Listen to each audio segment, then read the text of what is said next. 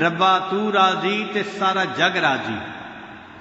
جس بندے سے اللہ راضی ہو جاتے ہیں سارا جگ اس سے راضی ہو جاتا ہے، اور جس سے اللہ ناراض ہو جاتے ہیں ساری دنیا ناراض ہو جاتی ہے. یہ خزاں کی فصل کیا ہے فقط ان کی چشم پوشی. یہ خزاں کی فصل کیا ہے فقط ان کی چشم پوشی. وہ اگر نگاہ کر دے تو ابھی بہار آئے. جب رحمت کی نظر ہٹ جاتی ہے تو بس انسان کی زندگی میں خزاں آ جاتی ہے. جب اللہ کی رحمت کی نظر ہو جاتی ہے تو زندگی میں بہار آ جاتی ہے. دنیا کہتی ہے او جی دریا میں رہنا مگر مچھ سے بیر. اس کا مطلب کیا کہ اگر دریا میں رہنا ہو تو مگر مچھ کے ساتھ بیر اچھا نہیں ہوتا. تو بھئی دنیا میں رہنا اور دنیا کے بنانے والے سے بیر، یہ کیسے ہو سکتا ہے؟ تو ہمیں اللہ تعالیٰ کو راضی کرنے کی اتنی کوشش کرنی چاہیے جتنا ہم اللہ کی رضا کے محتاج ہیں. جب اللہ تعالیٰ کسی بندے سے خفا ہوتے ہیں تو پھر اس کو تگنی کا ناچ نچا دیتے ہیں. سونے کو بھی ہاتھ لگاتے ہیں تو مٹی بن جاتی ہے. ذلتیں ملتی ہیں، انسان گھر بیٹھے بٹھائے ذلیل ہو جاتا ہے. ایک مصیبت یہ بھی ہے کہ اسی دنیا میں انسان کو اس کی سزا مل جاتی ہے.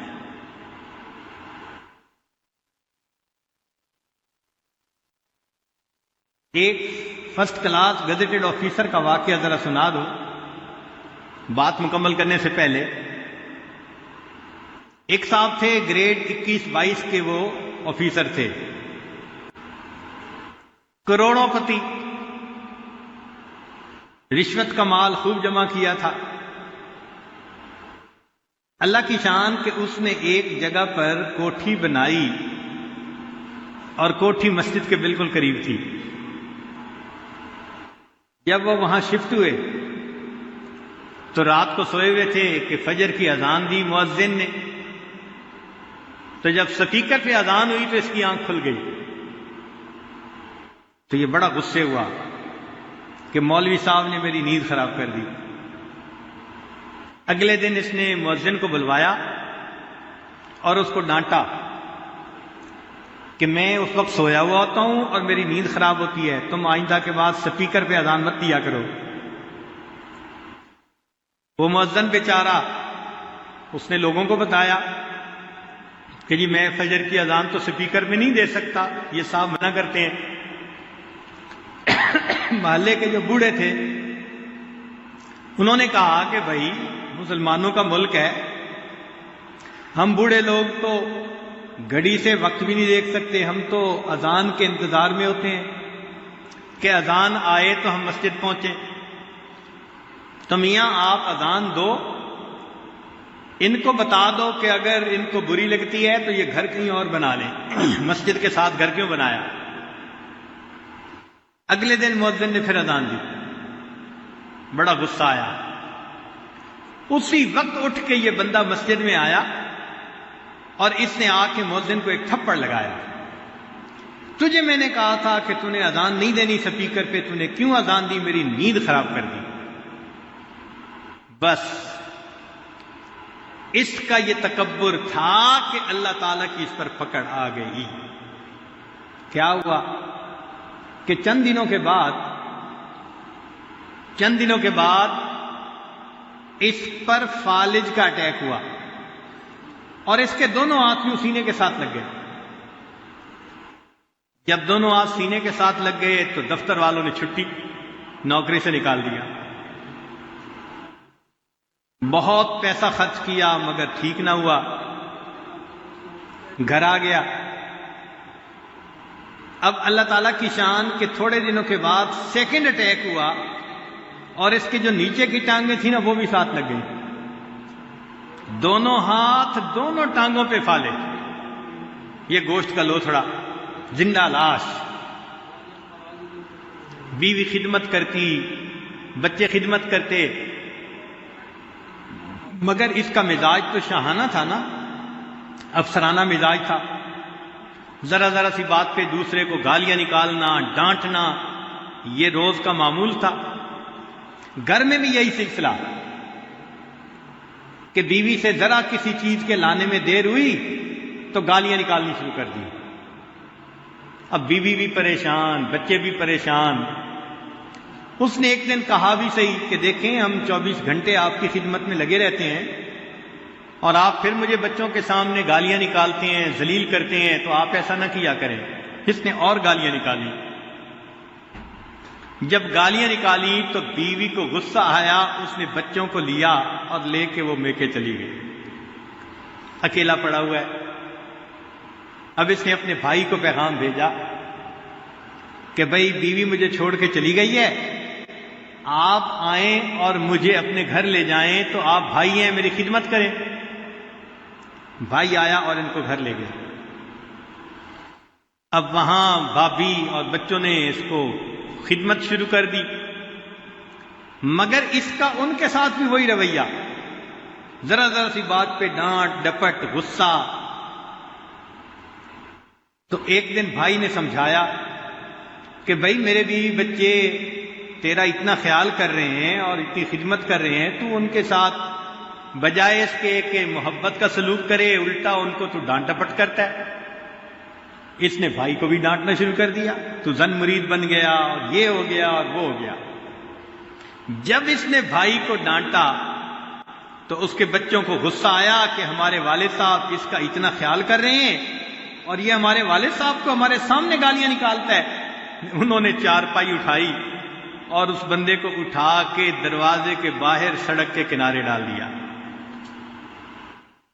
پوری رات پڑا رہا، کوئی اپنا نہیں، نہ گھر ہے نہ در ہے نہ کوئی اپنا ہے، بھوک سخت لگی ہوئی تھی۔ جب صبح ہوئی تو گرمی کا موسم تھا، زمین بھی تپنے لگی اور پسینہ بھی آنے لگا، تو بھوک بھی تھی۔ تو اس نے جو قریب آ جا رہے تھے نا لوگ، ان سے اللہ کے نام پہ بھیک مانگنی شروع کر دی کہ اللہ کے لیے مجھے کوئی کھانا دے دے، میں بہت بھوکا ہوں، میں کچھ نہیں کھایا۔ ایک نوجوان آیا اور اس نے آ کے کچھ 10 روپے دینے۔ اس نے کہا میں پیسے کو کیا کروں گا، آپ کھانا لائیں اور مجھے کھلائیں۔ انہوں نے کہا بھائی میں نے تو کالج پہنچنا ہے وقت پہ، تو میرے پاس ٹائم نہیں ہے، میں جا رہا ہوں۔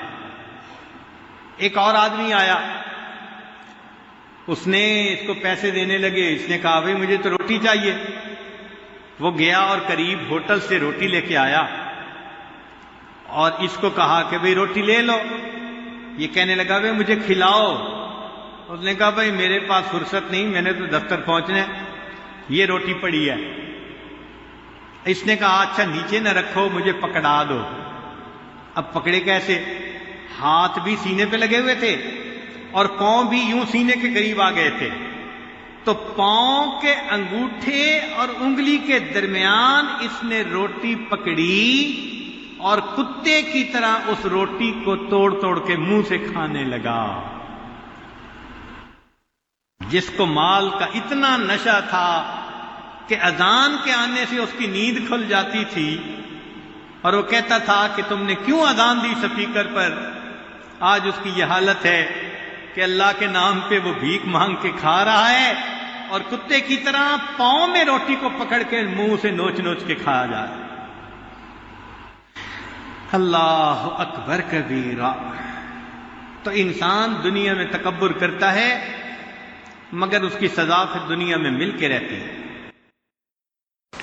3 دوست تھے، امام طبرانی، ابو شیخ اور ابن المقری رحمۃ اللہ علیہ۔ یہ تینوں مسجد نبوی میں علم حاصل کرتے تھے۔ اللہ کی شان کے تینوں کے پاس خرچہ ختم ہو گیا، تو 3 دن تک تو تینوں نے فاقہ برداشت کر لیا۔ 3 دن کے بعد فاقہ برداشت کرنا مشکل ہو گیا، تو 2 دوست تو چلے گئے اپنے گھروں کو واپس۔ امام طبرانی رحمۃ اللہ فرماتے ہیں کہ میں نے کہا نہیں، میں ابھی یہاں سے نہیں جاتا، لیکن بھوک سے اتنا نڈھال کہ لیٹا ہوں، مجھ سے اٹھ کے بیٹھا نہیں جاتا۔ بھئی جب 5 دن ہو جائیں بھوکے، پھر تو انسان کے لیے کھڑا ہونا مشکل ہوتا ہے نا۔ کہنے لگے اچانک میرے دل میں خیال آیا، تبرانی تم مسجد نبوی کے ایک طالب علم ہونا، تو یہاں تو میزبان اللہ کے پیارے حبیب صلی اللہ علیہ وسلم ہے، تو اپنے میزبان کو جا کے بتائیں۔ کہنے لگے یہ خیال آنے کے بعد میں مواجہ شریف پہ حاضر ہوا، سلام کیا، اور سلام کرنے کے بعد میں نے اتنا کہا، یا رسول اللہ صلی اللہ علیہ وسلم الجوع، اے اللہ کے حبیب صلی اللہ علیہ وسلم بہت بھوک لگی ہے۔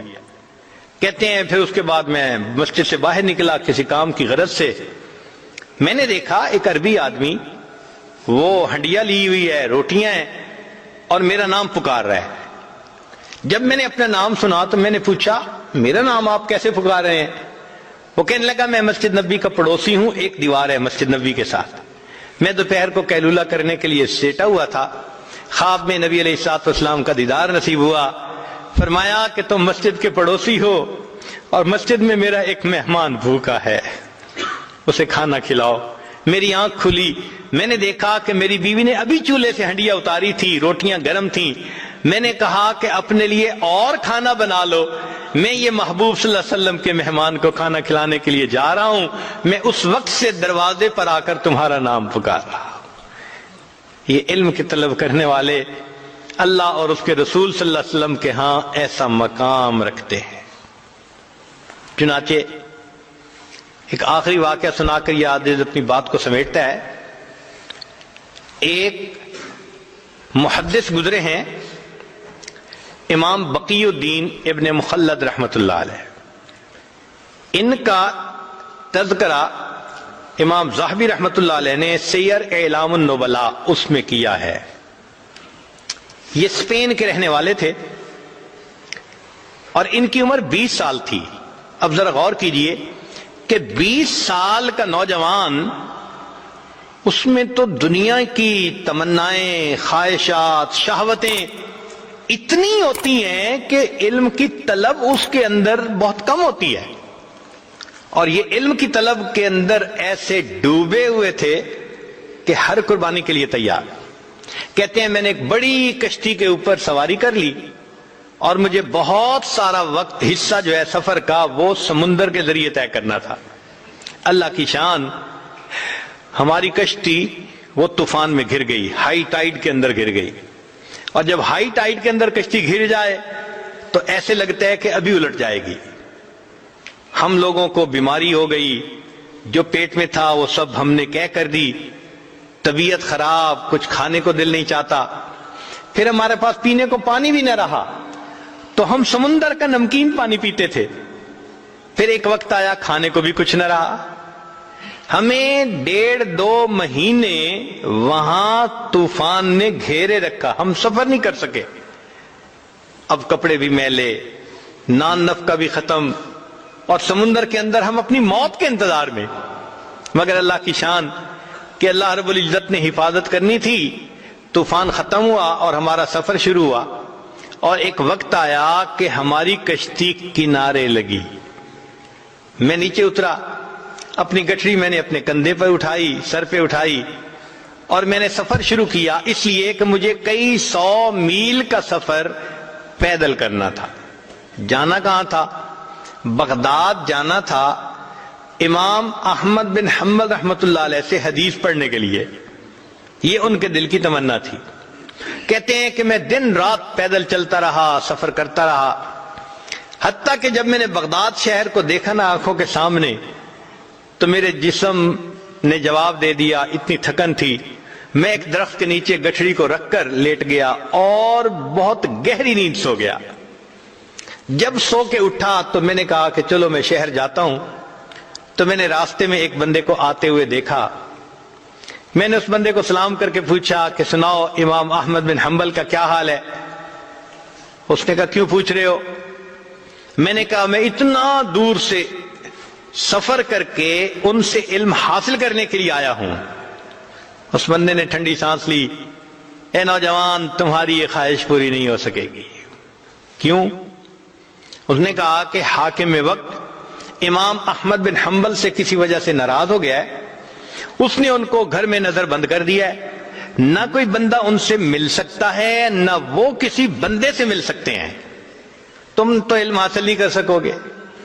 کہتے ہیں کہ یہ خبر بجلی بن کے گری میرے دل پر، مگر میں چلتا رہا حتیٰ کہ شہر پہنچ کے ایک سرائے کے اندر میں نے کمرہ کرائے پر لے لیا اور میں وہاں رات کو لیٹ گیا۔ اگلے دن اٹھا تو میں نے سوچا اتنا بڑا شہر ہے، آخر کہیں تو حدیث کا درس ہوتا ہوگا۔ تو مجھے پتا چلا کہ عصر کی نماز کے بعد ایک محدث تھے جو استاد المحدثین تھے، یحییٰ ابن معین رحمۃ اللہ علیہ، جو جرح اور تعدیل کے امام کہے جاتے ہیں، وہ حدیث کا درس دیتے تھے۔ میں عصر کے بعد وہاں پہنچ گیا، انہوں نے ایک حدیث مبارکہ پڑھائی، پھر بتایا، پھر اس کے بعد کوسچن آنسر کی نشست شروع ہوئی۔ تو لوگوں نے ان سے روات کے بارے میں سوال پوچھنے شروع کر دیے، فلاں راوی کے بارے میں آپ کیا کہتے ہیں، فلاں راوی کے بارے میں۔ تو کہنے لگے کہ یحییٰ بن معین رحمۃ اللہ علیہ وہ جواب دینے لگے۔ تو میں اٹھا اور میں نے اٹھ کر کہا کہ جی آپ ہشام بن عمار کے بارے میں کیا کہتے ہیں؟ ان کا وہ چادر والے؟ میں نے کہا ہاں۔ کہنے لگے اگر ان کی چادر کے نیچے تکبر بھی آ جائے تو بھی ان کی ثقافت میں کوئی فرق نہیں پڑتا، یعنی وہ اتنے ثقہ ہیں، پکے بندے۔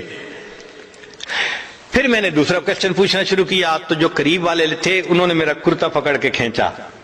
ان کا طالب علم تو اجنبی نظر آتا ہے، یہاں کی مجلس کا یہ دستور ہے کہ ہر بندہ ایک مجلس میں ایک کوسچن پوچھ سکتا ہے، سارے کوسچن ایک ہی پوچھے گا تو باقیوں کی باری کیسے آئے گی؟ بیٹھ جاؤ۔ کہنے لگے جب انہوں نے کہا بیٹھ جاؤ تو میں نے، مسکین چہرہ تو تھا ہی صحیح، ان کی منت سماجت شروع کر دی، میں نوارد ہوں، مجھے پتہ نہیں تھا، میں نے اصل کوسچن تو اب پوچھنا تھا، میں یہ کوسچن پہلے پوچھتا۔ لوگوں نے میری فریاد کو دیکھا تو ان کو ترس آ گیا، وہ کہنے لگے اچھا ایک کوسچن اور پوچھ سکتے ہو۔ کہتے ہیں کہ میں نے یحییٰ بن معین رحمۃ اللہ علیہ سے ایک کوسچن اور پوچھتا، اور وہ کوسچن کیا تھا؟ میں نے پوچھا کہ مجھے امام احمد بن حنبل کے بارے میں آپ بتائیے کہ آپ کیا کہتے ہیں۔ میرے سوال کو سن کر یحییٰ بن معین رحمۃ اللہ علیہ نے سر کو جھکا لیا، مجمع پہ سناٹا چھا گیا، پن ڈراپ سائلنس۔ لوگ حیران تھے کہ اس بندے نے ایسا کوسچن پوچھ لیا، اس کو نہیں پتا کہ حاکم وقت کے عتاب میں ہے وہ۔ تھوڑی دیر خاموشی رہی، بالآخر یحییٰ بن معین رحمۃ اللہ نے سر اٹھایا، ٹھنڈی سانس لی اور کہا کہ امام احمد بن حنبل امام المسلمین ہے۔ جب انہوں نے یہ الفاظ کہے کہ احمد بن حنبل امام المسلمین ہیں تو میں نے دل میں اور پکا ارادہ کر لیا کہ میں نے ان سے حدیث پڑھنی ہے۔ جب درس ختم ہوا تو میں نے قریب کے ایک آدمی کو کہا کہ مجھے امام احمد بن حنبل کا گھر دکھا دیجئے۔ اس نے کہا بھائی نہیں، پولیس کو پتہ چل گیا تمہیں بھی سزا ملے گی، مجھے بھی ملے گی۔ پھر میں نے اس کو کہا کہ بھائی ایسے کرو کہ مجھے ساتھ لے چلو اور امام احمد بن حنبل رحمۃ اللہ علیہ کے دروازے سے گزرتے ہوئے تم آنکھ کے اشارے سے بتا دینا کہ یہ گھر ہے، پھر میں جانوں میرا کام جانے۔ اس نے کہا چلو اتنا میں کر دیتا ہوں۔ تو اس نے مجھے امام احمد بن حنبل کے گھر کا دروازہ دکھا دیا، میں نے راستہ اچھی طرح یاد کر لیا اور میں لوٹ کے اپنے ہوٹل کے کمرے میں آ گیا۔ اب میں رات بھر سوچتا رہا کہ امام احمد بن حنبل سے میں علم حاصل کیسے کر سکتا ہوں، مجھے چین نہیں آتا تھا، میرا دل سکون میں نہیں تھا، میں کیسے ان سے علم حاصل نہ کروں، مجھے ہر قیمت پہ علم حاصل کرنا ہے۔ کہنے لگے جب صبح اٹھا تو میرے ذہن میں ایک خیال آیا، میں نے کیا کیا، اپنے ایک گھٹنے کو کپڑے سے باندھ لیا، یعنی جیسے کوئی وونڈ ہوتا ہے تو میں نے اس کے اوپر کپڑا باندھ دیا اور ایک لاٹھی پکڑ لی اور ایک کشکول بھی ہاتھ میں لے لیا، اور باہر نکل کے میں نے بھیک مانگنی شروع کر دی۔ اس زمانے میں جو سائل بھیک مانگتا تھا وہ چیزیں نہیں مانگتا تھا، صرف ہاتھ پھیلا کر اتنا کہتا تھا اجرکم علی اللہ، اور اجرکم علی اللہ کہنے پر لوگ سمجھ جاتے تھے کہ اس کو ضرورت ہے، کچھ دے دیتے تھے کچھ نہیں دیتے تھے۔ کہنے لگے کہ میں شہر کی گلیوں میں بھیک مانگتا رہا، کچھ کچھ لوگ مجھے سوالیہ نظروں سے دیکھتے کہ چہرے سے تو یہ نوجوان نظر آتا ہے، کیوں بھیک مانگ رہا ہے، اور کچھ ترس کھا کے کچھ دے دیتے۔ میرے لیے بھی یہ ایک عجیب ایمبیرسمنٹ والی کنڈیشن تھی کہ میں بھیک مانگ رہا تھا لوگوں سے، اور ان کی طرح طرح کی نظریں میں برداشت کر رہا تھا۔ مگر میں ایسے وقت میں امام احمد بن حنبل رحمۃ اللہ کے دروازے پر گیا کہ جب لوگوں کی چلت پھرت ذرا کم تھی، جیسے دوپہر کے بعد قیلولہ کا وقت ہوتا ہے، لوگ سو جاتے ہیں۔ اس وقت پہنچ کر میں نے بڑے درد سے یہی آواز لگائی، اجرکم اللہ، اجرکم اللہ۔ میری آواز سن کر امام احمد بن حنبل رحمۃ اللہ علیہ نے بھی سوچا کوئی بڑا ہی محتاج ہے جو میرے دروازے پہ آیا ہے۔ امام صاحب نے دروازہ کھولا، ان کے ہاتھ میں ایک سکہ تھا جو وہ مجھے دینا چاہتے تھے۔ جب وہ سکہ مجھے دینے لگے، اس وقت میں نے کہا، حضرت میں مال کا فقیر نہیں، میں علم کا طلبگار ہوں، میں سنتوں کو جمع کرنے والا ہوں، اتنا لمبا سفر کر کے میں یہاں پہنچا ہوں، مجھے آپ سے علم حاصل کرنا ہے۔ امام صاحب نے کہا میں پڑھا نہیں سکتا، تم میرے گھر آ نہیں سکتے۔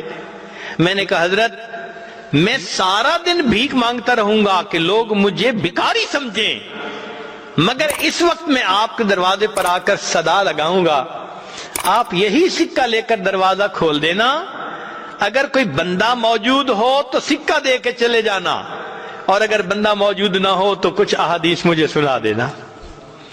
امام صاحب اس پہ تیار ہو گئے، کہتے ہیں پورا سال میں بغداد میں بھیک مانگتا تھا، اور پھر ایک وقت میں استاد کے پاس پہنچ کے وہ کبھی چند حدیثیں سنا دیتے اور میں ان کو سنتے ہی یاد کر لیتا تھا۔ اس طرح میں نے ایک سال امام احمد بن حنبل رحمۃ اللہ علیہ سے علم حاصل کیا۔ اللہ کی شان کے ایک سال کے بعد جو وقت کا حاکم تھا وہ فوت ہو گیا، جو نیا حاکم بنا اس کو امام احمد بن حنبل رحمۃ اللہ علیہ سے عقیدت تھی، اس نے نظر بندی بھی ختم کر دی اور مسجد میں دوبارہ درس بھی شروع کروا دیا۔ جب پہلا دن امام صاحب نے درس دینا تھا تو جامع مسجد لوگوں سے کھچا کھچ بھری ہوئی تھی، میں بھی وہاں پہنچا، مگر آگے جانے کی جگہ نہیں ملتی تھی۔ بڑی محنت کوشش کے بعد میں ذرا آگے گیا، امام صاحب نے دور سے مجھے دیکھا تو امام صاحب نے فرمایا، لوگو ذرا راستہ دے دو، علم کا صحیح طلبگار تو یہ نوجوان ہے۔ علم کی تاریخ میں ایسے بھی حضرات گزرے کہ جو بھیک مانگنے کے بہانے اپنے استاد سے علم پاتے تھے۔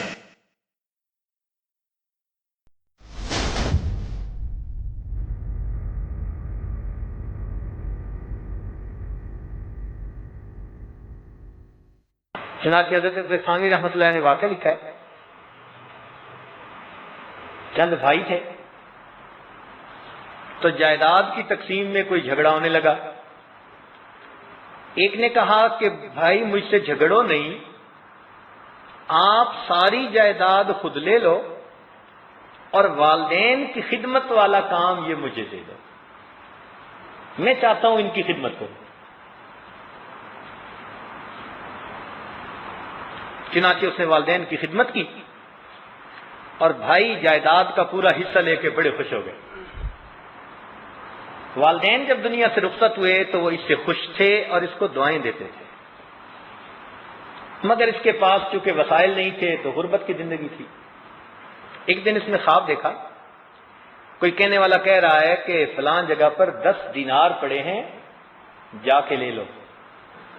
اس کے والد نے اسے کہا تھا کہ بیٹے تو نے ہماری بڑی خدمت کی، اللہ تعالیٰ تجھے برکت والا رزق دے۔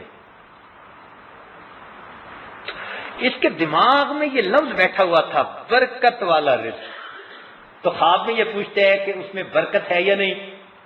انہوں نے کہا برکت نہیں ہے۔ کہتے ہیں مجھے نہیں چاہیے۔ صبح بیوی کو خواب سنایا، وہ کہنے لگی بے شک نہ لینا مگر جا کے دیکھ تو آؤ۔ بیویاں اللہ تعالیٰ کی خاص مخلوق ہوتی ہیں۔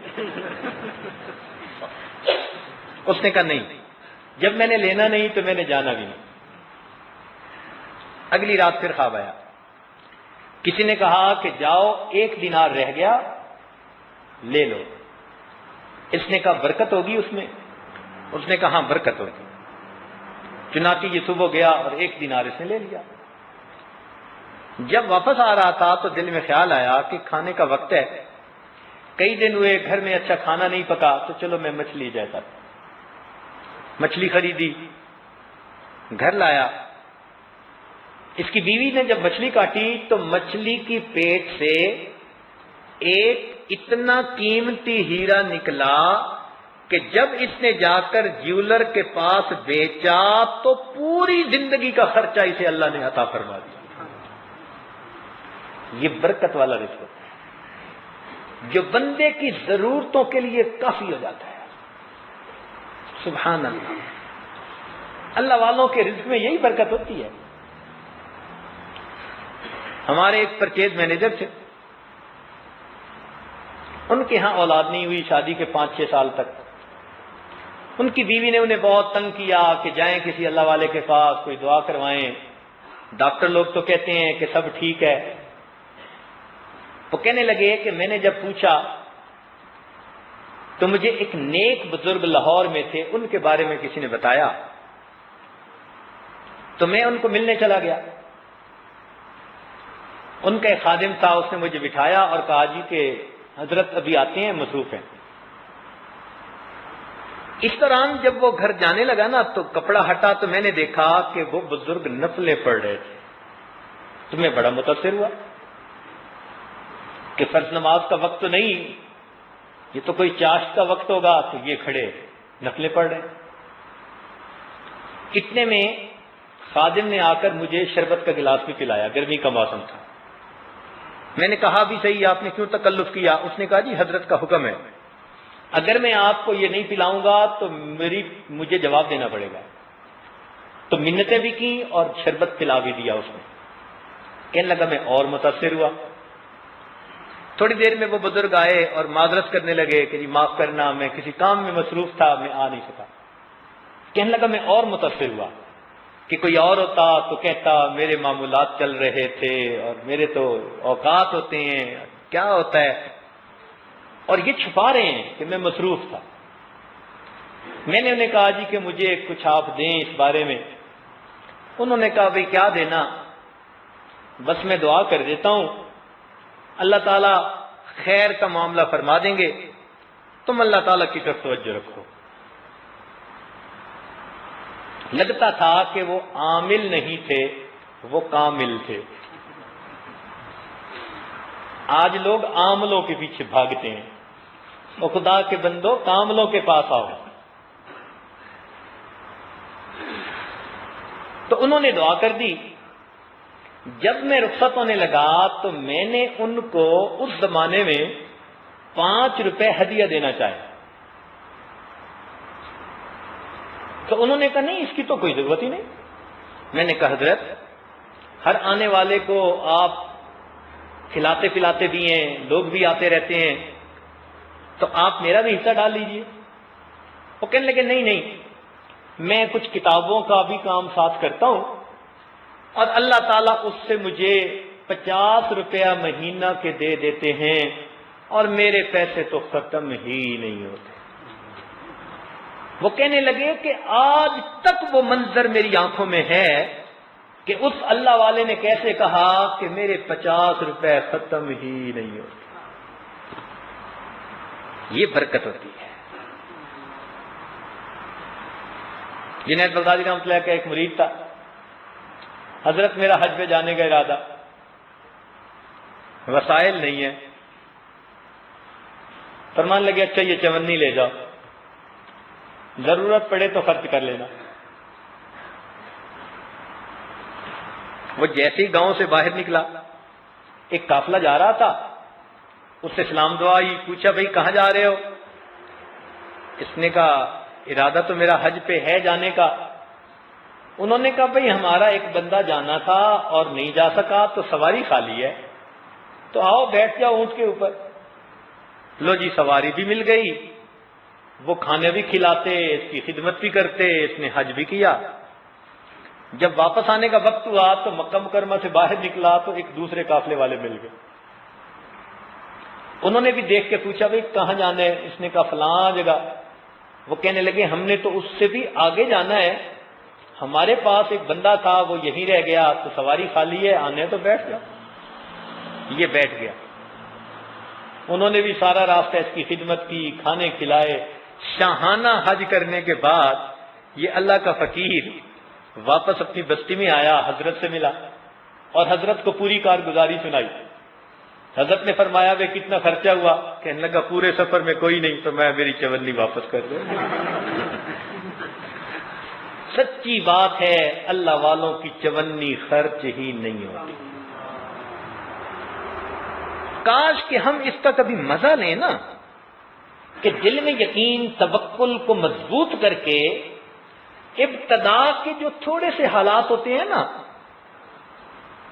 وہ برداشت کر جائیں۔ ایسا مزہ فقیری میں شاہی کر رہے ہوتے ہیں۔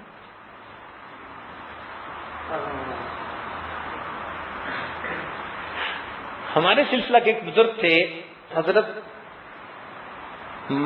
خواجہ عبد المالک چوک قریشی والے، ایک تو حضرت خواجہ عبد المالک صدیقی رحمۃ اللہ تھے، ان کے پیر بھائی تھے، یہ دونوں ایک شیخ سے بیعت تھے، ان کے خلیفہ تھے۔ یہ اپنے شیخ کی بکریاں چراتے تھے اور انہوں نے اپنا نام بکڑوال رکھا ہوا تھا۔ اس پہ خوش ہوتے تھے کہ بس میں شیخ کی بکریاں چراتا ہوں۔ 12 سال بکریاں چرائیں۔ خیر 12 سال کے بعد ان کے شیخ کو خواب میں نبی علیہ السلام کی زیارت ہوئی، حکم فرمایا کہ عبد المالک کو اجازت دو، خلافت دو۔ اب اجازت و خلافت کے بارے میں یہ حضرات جو ہوتے ہیں نا، یہ اپنی مرضی کے مالک نہیں ہوتے، یہ امانت ہوتی ہے، اور جس کی امانت ہوتی ہے ان تؤدوا الامانات الی اہلھا، اسی کے اشارے پہ آگے کہتے ہیں صبح اٹھے تو ان کو خلافت دے دی۔ اب پڑھے لکھے اتنے نہیں تھے، یہ نیک تھے، صالح تھے، مگر علم زیادہ نہیں تھا۔ تو انہوں نے دل میں سوچا کہ بھائی حضرت نے تو مجھ پر شفقت فرمائی، میں تو اس کا اہل نہیں، بس میں حضرت ہی کے پاس رہوں گا اور حضرت کی خدمت ہی کروں گا، میں اس دعوت و ارشاد کے قابل کا۔ 1 سال اسی طرح گزر گیا۔ 1 سال کے بعد، عشاء کے بعد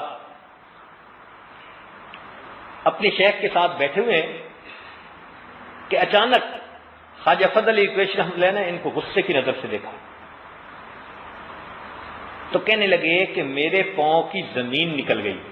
یہ واقعہ حضرت خواجہ صاحب نے اس عاجز کو مسجد میں باوضو بیٹھ کے خود سنایا، تو اس عاجز نے خود سنا ہے، فرماتے ہیں میرے پاؤں کی تو زمین نکل گئی۔ میں نے پوچھا کہ حضرت آپ ٹھیک ہیں، خیریت ہے؟ فرمان لگے کہ مجھے ابھی کش میں نبی علیہ الصلوۃ والسلام کا دیدار ہوا، اور فرمایا کہ عبد المالک سے کہو اس امانت کو تقسیم کرے، ورنہ ہم اس امانت کو واپس لے لیں گے، تو لہذا اب تم یہاں سے چھٹی کرو، جاؤ، اللہ اللہ سکھاؤ لوگوں کو۔ کہنے لگے میں رویا، حضرت ابھی تو میں ہی نہیں سنورا، میرا ہی کچھ نہیں بنا۔ انہوں نے کہا یہ ٹھیک ہے، مجھے حکم ہے بھیجنا ہے تجھے۔ کہنے لگے صبح ہوئی تو حضرت نے میری گٹھڑی بندھوائی، سر پہ رکھ کے مجھے روانہ کر دیا۔ روانہ ہوتے ہوتے میں نے کہا کہ حضرت میرے لیے رزق کی دعا کر دیجیے۔ خواجہ صاحب نے فرمایا، خواجہ فضل علی قریشی رحمۃ اللہ نے، ان اللہ مع الصابرین، اللہ صبر والوں کے ساتھ۔ کہنے لگے میں خانقاہ سے نکلا، گھر آیا، والدین بڑے خوش ہو گئے کہ اتنے عرصے بعد جوان بیٹا واپس گھر آیا۔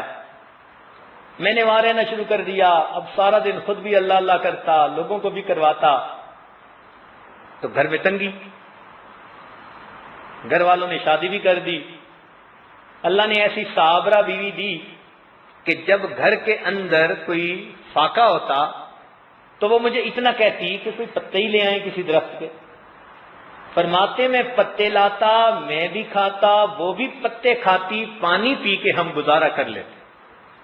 شکوہ اس نے کبھی نہیں کیا، اس لیے کہ وہ میری زندگی میں دیکھتی تھی کہ اتباع سنت اور تقوی 100% موجود ہے۔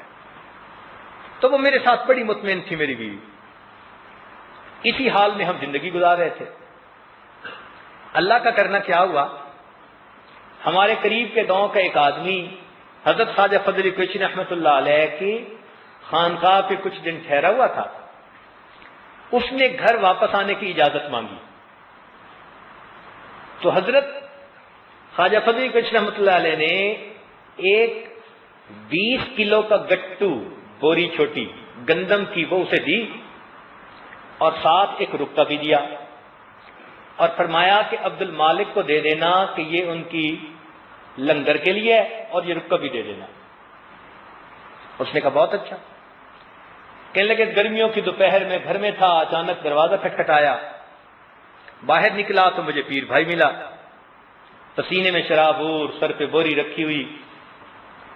میں نے کہا خیر ہے. اس نے کہا کہ خانقاہ سے آ رہا ہوں اور میں سمجھا کہ خانقاہ جا رہا ہوں، الٹ سمجھا. میں نے کہا دوپہر یہیں ٹھہر جاؤ. اس نے کہا بہت اچھا. میں نے اسے ٹھہرایا. اب میں گھر آیا، بیوی کو کہا کہ میرا ایک پیر بھائی مہمان ٹھہرا ہے اور وہ حضرت کی خانقاہ پہ جا رہا، تو اسے کچھ کھانا. اس نے کہا گھر میں تو کچھ نہیں. بہت سمجھدار بیوی تھی. اس کو جب میں نے بتایا کہ اس نے سر پہ بوری بھی رکھی ہوئی تھی اور لگتا ہے کہ خانقاہ کے لیے کچھ لے کے جا رہا ہوگا، تو بیوی کہنے لگی کہ آپ ایسا کریں کہ ان سے اجازت لے لیں کہ اگر اجازت دیں تو ہم اسی گندم کو پیس کے ان کے لیے روٹی بنا دیں. میں آیا اور میں نے آ کے اس کو کہا جی کہ آپ کی روٹی اسی گندم سے نہ بنا دیں. اس نے کہا بنا دیں. وہ اپنی طرف سے سمجھ رہا ہے کہ دینی تو اس کو ہے ہی صحیح، تو یہ برکت کے لیے اسی کی روٹی مجھے بھی کھلانا چاہتا ہے. کہنے لگے میں نے گندم لی، میری بیوی نے گھر کے اندر جو گندم پیسنے کی چھوٹی سی ایک چکی تھی اس پر پیسی اور اچھی طرح صاف کر کے پورا آٹا پکا کے روٹیاں مہمان کے سامنے رکھ دی. پھر اس کو ہم نے سلا دیا. جب وہ سو کے اٹھا تو اس نے مجھے رکا دیا. میں نے کہا یہ کیا؟ وہ کہنے لگا جی کہ حضرت نے یہ آپ کے لیے دیا ہے. تب پتہ چلا کہ وہ جو گندم تھی وہ حضرت نے ہمارے لنگر کے لیے بھیجی تھی اور ہمیں خود کھانے کو ملتا نہیں تھا، اور حضرت لنگر کے لیے گندم بھیج رہے ہیں. کہنے لگے خیر وہ تو چلا گیا. رکا کھول کے پڑھا تو رکے میں لکھا ہوا تھا کہ عبد المالک ایک بند جگہ پر اس گندم کو ڈال دو، رکا بھی ساتھ ہی ڈال دینا اور اس گندم کو نکال کے استعمال کرتے رہو. اور اخیر پر لکھا تھا ان اللہ مع الصابرین. خواجہ صاحب فرمانے لگے میں باوضو ہوں، اللہ کے گھر میں بیٹھا ہوا ہوں. اس گندم کو میں نے ڈالا اور رکے کو بھی ڈالا اور استعمال کرنا شروع کر دیا.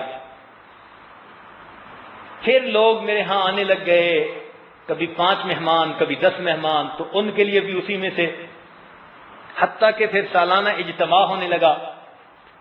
3-3 ہزار آدمی میرے پاس آتے، ان کا کھانا وہیں سے. فرمانے لگے 40 سال سے زیادہ وقت گزر چکا ہے، اس وقت بھی وہی گندم استعمال کر رہا ہوں.